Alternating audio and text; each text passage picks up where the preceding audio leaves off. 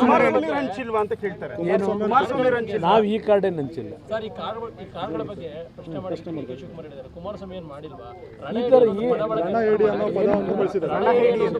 ರಣ ಹೇಡಿ ನಾನಲ್ಲ, ರಣ ಹೇಡಿಗಳು ಕುತಂತ್ರದ ರಾಜಕಾರಣ ಮಾಡೋರು, ಹೆಣ್ಣು ಮಕ್ಕಳು ಮಾನ ಮರ್ಯಾದೆ ಹರಾಜು ಹಾಕಿರೋರು ಅವರು.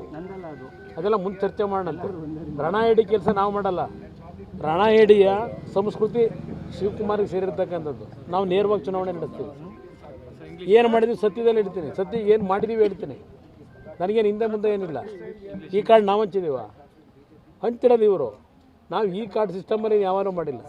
ನಾನು ಚುನಾವಣೆ ಸ್ಪರ್ಧೆ ಈಗ ಮಂಡ್ಯದಲ್ಲೇ 8 ಪಬ್ಲಿಕ್ ಮೀಟಿಂಗ್ ಹೋಗಿ ಬಂದೆ. ಹಳ್ಳಿ ಮೇಲೆ ಹೋದ ನಾನು ದುಡ್ಡು ಹಂಚಕ್ಕೆ ಹೋಗಿದ್ದೆ. ನಾನು ಇಡೀ ರಾಜ್ಯದಲ್ಲಿ ನಮ್ಮ BJP JDSನ ಅಭ್ಯರ್ಥಿಗಳ ಪರವಾಗಿ ಚುನಾವಣೆ ನಡೆಸಿರೋನು.